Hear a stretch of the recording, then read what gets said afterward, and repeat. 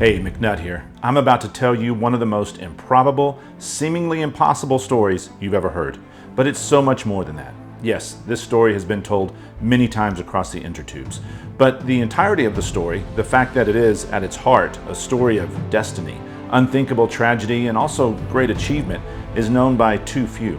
For those of you vaguely familiar with the story, it starts with a miserable excuse of an airplane essentially disintegrating in the sky and a 17-year-old girl falling 2 miles through a massive thunderstorm into the Amazon jungle.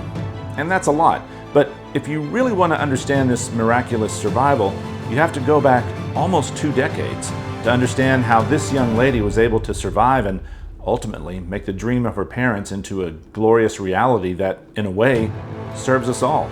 Imagine you're flying around and suddenly day turns to night. Turbulence tosses your plane like a child bouncing a toy off the nearest wall. And in an instant, everyone on board vanishes and you are alone, strapped in your seat, falling from unthinkable heights to the earth below. Hold on to that image. We have to head to Germany over 20 years earlier. Okay, I wrote an entire sub-story for this section, but it's too long. It's amazing, but you clicked on one story and I don't want to distract you with another, but I have to give you the bullet point, cliff notes, cheat sheet, highlights of this remarkable journey of our subject's father. It's critical for the big picture and it's 100% worthy of a feature film all on its own, not joking in the slightest. So, in 1947, a young man, Hans Wilhelm Kopke, finished his doctorate degree in biology and wanted nothing more than to study the remarkable biology and ecological diversity of the Amazon rainforest in Peru. He wrote to the University of Lima to inquire about a position. A full year later, he gets a reply, obviously email could have solved a lot of problems here, that indeed they did have a position for him. The plan, he would go to Peru while his new fiancée Maria completes her doctorate and joins him later. But there was one problem, he had no money. Germany is here and Peru is here. Telekinetic transportation had not yet been invented.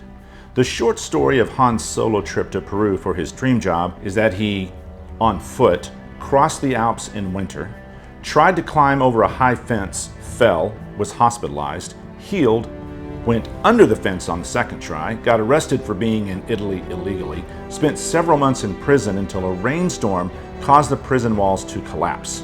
He escaped, hiked to France, crossed the Pyrenees Mountains into Spain, stowed away in the belly of a ship that was transporting salt while buried in salt for days, was discovered as a stowaway and arrested again. The ship arrives in South America. Woohoo! He made it. He was tossed immediately in jail. Released 2 weeks later, and he begins walking across this. He catches a train in Brazil and makes it to Lima, Peru. 2 years after he was sent the letter that the university had a position for him, which they no longer did. He did get a job at the Natural History Museum. His fiancée Maria came to Peru by plane, lazy. She got a job at the Natural History Museum as well, and they both became highly respected and influential scientists and advocates of the rainforest with a dream of creating a nature reserve. Oh, and they had a little girl named Julianne. And right about now, she is boarding a plane for one of the most horrifying experiences you can imagine. Thank the gods she's her father's daughter.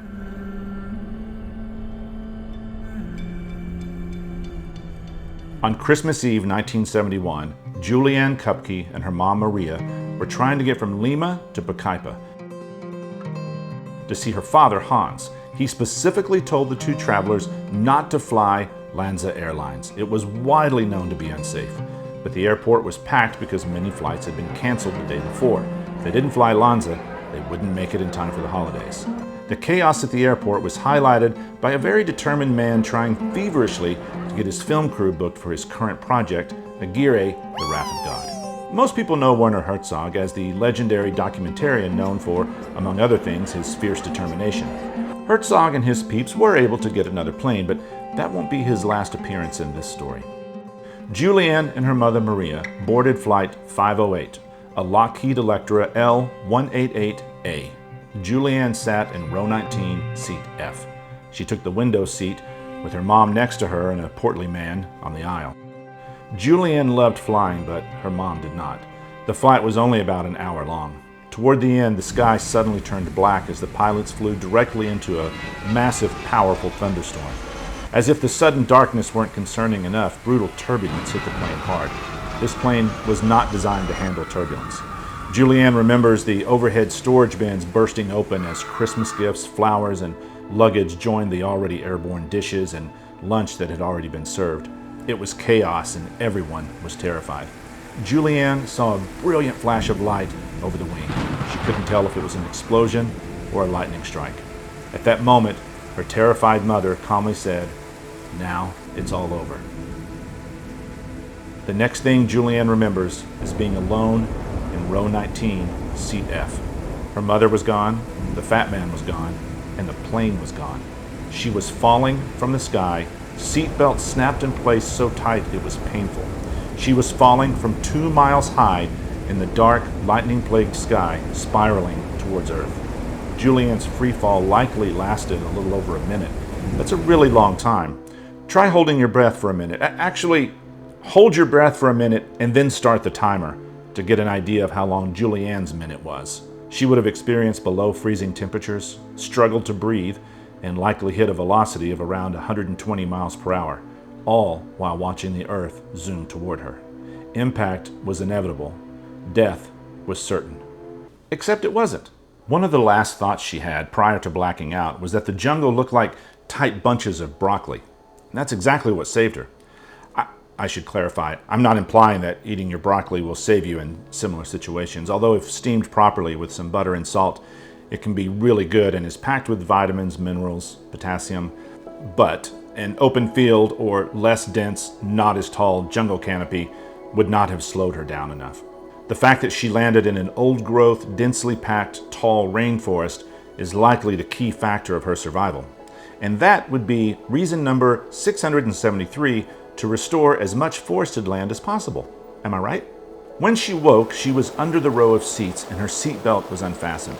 She believes she must have awakened earlier to unclip her seatbelt but has no memory of it. She simply laid still under the row of seats for the rest of the night as the rain poured down. Sometime later the next day, she felt dizzy and unstable but started to move. She finds a cut on her calf, but after several attempts, is able to stand. Looking around, she sees no debris, no bodies, just her 3-person passenger seat. The jungle looks undisturbed. She now only has one shoe, a floppy sandal, and her glasses are gone. A problem for many reasons, but especially in a jungle where many venomous snakes look like vines or leaves. Her mini dress is not standard issue survival attire. Her only advantage is her calm nature and knowledge of the jungle that she has essentially been raised with. She notices an injury on the back of her right arm. It's small, about an inch deep, but it's not bleeding. Her collarbone is broken, but incredibly not painful. As a person who has experienced 5 broken collarbones, I simply don't understand this. Thirsty, she licks water from nearby leaves and starts to evaluate her predicament. In most survival situations, the standard advice is to stay put and allow rescue to come to you. Julianne decides to start moving. She's well aware of how visually disorienting a jungle can be, so to avoid walking in circles, she finds a tree in the distance with a distinct feature and moves toward it, finds another, and again, and again, and again. She couldn't understand why there were no more signs of debris or wreckage, but soon she does find a bit of debris in the form of a small bag of candy and a traditional Peruvian Christmas cake that was too disgusting to eat. I'm not knocking Peruvian Christmas cakes, but this one was soaked with rain and mud. Obviously, thoughts of her mother occupy her mind. She calls for her periodically, as well as other survivors, but nothing comes back. The first nearly comforting sound she hears is a search plane flying above the dense canopy, but there's just no way to be seen. How can she be rescued if she can't be seen? She knows she has to find a way out of the jungle.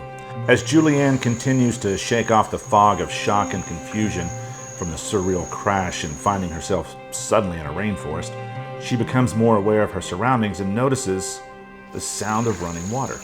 Well, dripping water, too small to even call a stream, an ambitious drip of potential. Still, this is great news. She knows that rivers are maps, if not highways, of the rainforest. Flowing water, no matter how small, leads to more water. This drip will become a stream, and that stream a river. She remembers the words of her father, who often said, "If you get lost in the jungle and find flowing water, stay near it, follow its course. It will bring you to other people." As the tiny stream grew in size, it actually became more difficult to follow as the undergrowth became thicker and debris from heavy rains created obstacles. She has no way to light a fire, and yes, she knew how to do it, but everything was soaking wet. During the dry season, humidity is 90% in the rainforest. Julianne was now in the middle of the rainy season. The darkness of the first night began to fall. Nights were difficult as biting bugs, loneliness, and despair make proper rest impossible. Exhaustion and fatigue quickly become serious issues as her lack of food weakens her even more. Back in civilization, Julianne's father refuses to believe that his wife and daughter were on the plane. He simply can't imagine that they would get on the dangerous plane after agreeing to avoid it. The next day, Hans hears the passenger list over the radio, confirming that the two people most precious to him were indeed on Flight 508. The following day, Julianne continues down the stream, but the constant climbing over fallen trees takes a toll on her limited energy. Finally, the stream is big enough that she decides to walk in the water. She only has one sandal, so she always steps forward with that to avoid sharp objects. She continues to hear search planes overhead, but the canopy above still enshrouds the stream. The jungle is hiding her. On the third day of her attempt to escape the jungle, Julianne discovers the first piece of wreckage, a turbine. One side of it is completely black. She imagines it must be from the lightning strike that she saw. On day 4, Julianne hears a sound that chills her to the core. The flapping of large wings. Her mother is an ornithologist, so she knew exactly what was making this foreboding noise. A king vulture. A large bird that would only be gathering if carrion, decaying flesh, were nearby. Moments later, she discovers why the vultures were gathering. For the first time, the second time of this nightmare odyssey, she experiences true horror. As she moves around the bend in a river, she sees a passenger seat with 3 people still in it. The seat is upside down, and the crash victims, having fell from the same height as Julianne, have been driven 3 feet into the jungle floor, legs splaying upward. Let's step back for a moment, because sometimes descriptions can go by faster than our mind can process what is, in this case, a fever dream macabre image that is high-octane nightmare fuel. A young girl injured, alone, scared, in certain shock, in complete survival mode, stumbles across something so graphic that it must have been all but impossible to process. The king vultures perched waiting to feed. While understandably apprehensive, Julianne was also practical, based in reality and somehow in control. Remember, she's the child of scientists, not fantasy writers. Knowing other bodies could be near, possibly even survivors, she searched around but only found more metal debris. Around the 5th or 6th day, she hears the call of a huatzin, or false chicken, and that gives her hope. It was a distinct call that's a mixture of buzzing and groaning. She heard this call often from her family's jungle home in Panguana, and she knew that this particular bird nests exclusively near large bodies of water, close to rivers, exactly where people tend to live as well. Finally, approaching the river, she found her path blocked by driftwood. She spent hours trying to get around the obstacle, and soon she ran into another barrier of densely packed reeds, 15 feet tall. They have stalks covered with sharp edges that cut. She makes it to the river. It's about 30 feet wide, allowing her to, at last, see open sky. A plane flew somewhat near. She waved and waved, but the plane soon faded away.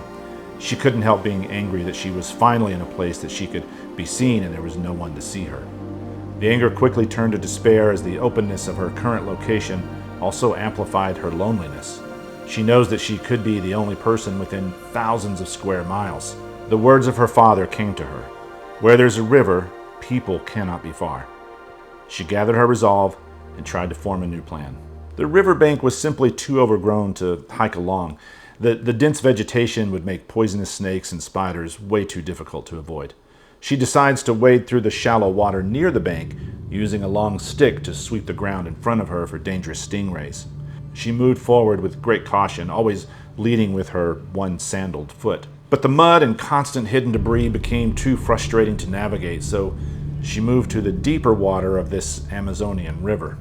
Are you thinking what I'm thinking? A river in the Amazon has what in it? Flesh-eating piranha. Yep, this is where they live. And there are also caiman aplenty. Now, if you're thinking caiman, those are the small alligators. Well, there are two species of caiman. One is 16 to 18 feet long and weigh up to 1,100 pounds. The other is the spectacled caiman. These are only about 6 to 8 feet long and usually max out around 200 pounds. So one is bigger than you and the other is the size of your average fever dream nightmare. But remember, Julianne is armed with knowledge. She knows that piranha only attack in shallow, still water. Did you know that? I did not know that. And caiman don't typically attack humans, so cool. With no fear and a bit of cautious confidence, she went into the deeper part of the river and found travel a bit easier. As long as she's right about the flesh-eating fish and the modern-day dinosaurs that lurk beneath the surface. As night fell, she tried to find a place on the bank that offered some protection from at least one position, a steep embankment or a large tree. Mosquitoes or other biting, buzzing jerks chased away any hopes of a restful, deep sleep. The only respite from the mozzies was the rain, a freezing, pelting rain that felt like pinpricks. She tried to use large leaves to cover, but the rain was inescapable. During these long, dark nights, she often wondered how her mother was doing. And what about her father? How was he? Her thoughts bounced around at night, a virtual battle of uncontrollable images and worst-case scenarios. But she did know one thing. She wanted to live. She pondered what she'd do with her life if she gets through this. She wanted to study biology like her parents. She wanted to do something that would benefit humanity. The cut on her calf had started to swell with white flesh, but didn't hurt. Inspecting the cut on the back of her upper right arm, she twisted her head around, a very difficult view. She discovered the wound was packed with maggots half an inch long. Incredibly, she was familiar with this. Her dog had had an injury that became infected with maggots, and her father used kerosene on the wound. This caused the maggots to come crawling out of the dog's wound and eventually healed. But she didn't have kerosene, just a twisted piece of metal that she used to try to pry the maggots out. As soon as the metal touched the little demons, they disappeared back into her flesh. Continuing down the river, she noticed that the animals didn't seem to be worried about her. Even howler monkeys, an animal known to be shy, didn't flee at the sight of her. She realized she was in an area where humans were not common and that she would have to travel even further to find help. December 31st, 1971, her father wrote to his sister. A week has passed already, and the plane has not yet been found. The weather is mostly good, so search should resume. It was clear that the plane had not been found, and some were speculating that it could have made an emergency landing somewhere else. Remember, this is the 70s, so communication wasn't like it is right now, where you know where everyone is every second of every day. Julianne's father was searching for a reason to hope. The next day, she awakens to severe pain on her upper back. A wipe of the hand reveals blood. She realizes that while making her way down the river, bobbing in the water, she was severely sunburned. Still, the river was the best way to travel. While getting out of the water to rest on the riverbank, she hears a strange sound that she immediately recognizes as that of baby alligators. She turns to see that she is dangerously close to a brood, and that the mother, which appears in the next moment, will certainly attack. The mother rises on her legs and races towards Julianne, who does what? Run into the forest? No. She slides into the water. Again, somehow, Julianne doesn't panic but relies on her knowledge of the jungle. By this time, she already had many caiman encounters. While floating down the river, she would often come across caiman that would run into the water at the side of her. Most of us would simply rise out of the water and run across the surface if this happened to us. But Julianne knew that caiman flee to the water no matter the direction of the perceived threat. She knew the caiman might swim under her or past her, but she was confident they wouldn't attack her. Hunger starts to overwhelm her to the point that her decision-making begins to be compromised. She sees poisonous arrow frogs often and decides that she must eat one. Fortunately for her, she's unable to catch one. On day 10 in the jungle, she struggles to climb over river logs and her strength fades further. She finds a graveled bank and decides that this would be a good place to sleep. Later, she awakens to see something strange and is convinced she's dreaming. She sees a boat. A large boat that she has often seen natives use. It can't be. She looks again. It's real.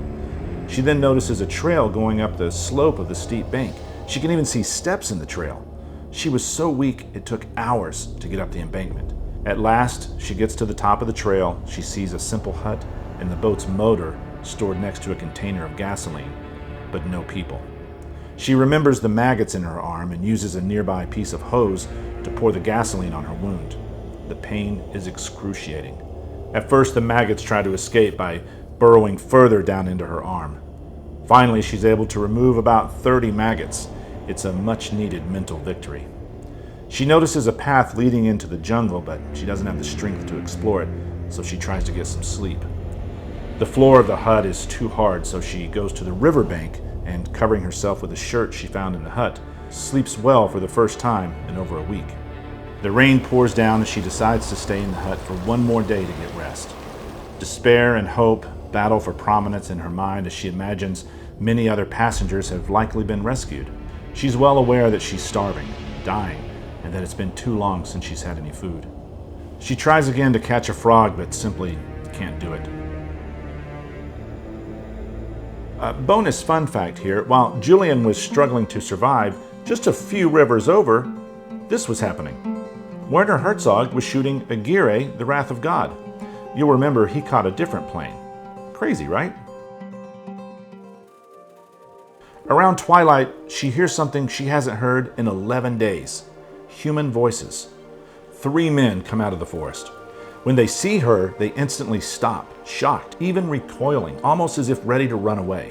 Why? Well, what this dirty, blonde, half-starved, nearly dead white girl didn't know is that her eyes were completely red from burst blood vessels, likely from the sudden decompression when the plane blew apart. Side note, I remember a good friend of mine who loved horror movies once told me that little white girls were the scariest thing on earth. I suppose these 3 loggers would have agreed with her.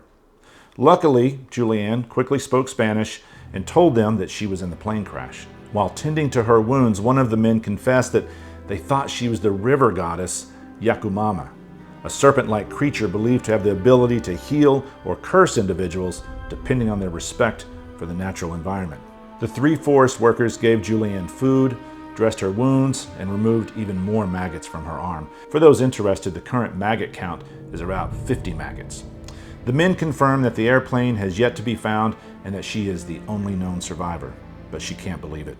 The next morning, Julianne is placed in the boat and covered with a tarp.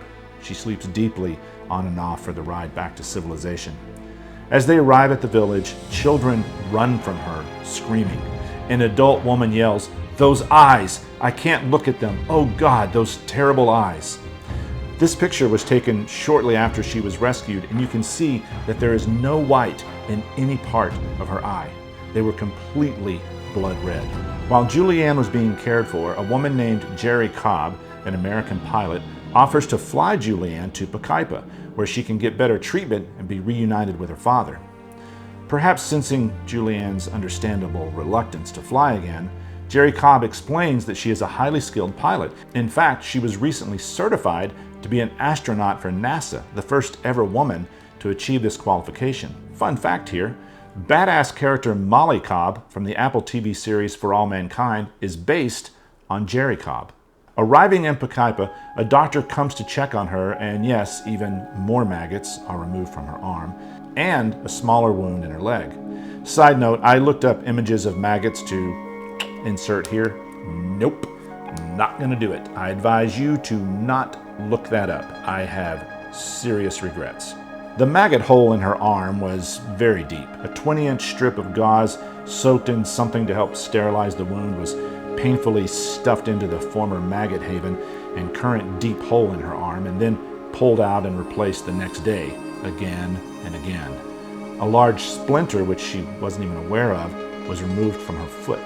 Obviously, news of Julianne Kopke's survival caused a media storm, but more importantly, authorities were finally able to find the crash site and begin recovering victims. There were understandably many who were suddenly filled with hope that if this 17-year-old girl could walk out of the jungle, surely there must be others to rescue.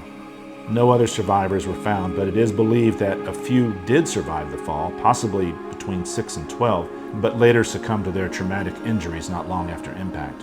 Now, this is crazy. Shortly after her recovery started, when she not only knows that she's safe, but she understands it, believes it on a deeper level, her body and subconscious mind were no longer on high alert or in code red protection mode, something bizarre happened. As her guard dropped, she woke with a high fever that lasts for a couple of days and then disappears.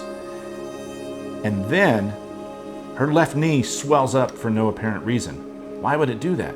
Well, it turns out she had a torn cruciate ligament. She walked out of the jungle for 11 days on a torn cruciate, a virtually impossible medical feat. Her mind and body had ignored the pain signals because she had work to do. Was her desire to save herself so strong that she was able to override the pain of cuts, broken bones, infestation, starvation, and a certain disability she was suffering from so she could get home? Apparently so. A combination of military and civilian efforts took days, including many failed attempts, to get to the crash site. It was almost a comedy of errors, but it highlights the tenacity and knowledge of 17-year-old Julianne's efforts to escape the place that grown men trained in combat and survival struggled to get to. While it's undoubtedly true that luck had a hand in Julianne's survival, the tall jungle canopy, the position of the seat during impact, etc., all aligned in perfect harmony for this all but impossible outcome. But that was only half the miracle of this young lady's story, and luck had nothing to do with the journey out of the jungle that would have defeated most. The dogged determination handed down from her father, the love and knowledge of the jungle that her beloved parents shared daily, and the unflappable mental toughness that was Julianne's alone are why she survived and later went on to fulfill the dream of her parents and turn a once small remote science outpost created by two young newlyweds into a nature reserve to protect a fragile and vital ecosystem. Oh, I almost forgot. Remember this guy? Famed documentarian Werner Herzog? Well, 27 years later, Julianne received a call from Herzog. The two collaborated to retrace her steps and give her some closure to her remarkable survival in the documentary Wings of Hope. She even released her own autobiography, When I Fell from the Sky, in 2011. I recommend both of these, and I'm certain you will appreciate her book, which has a wonderful audio version. Thank you so much for watching. McNutt out.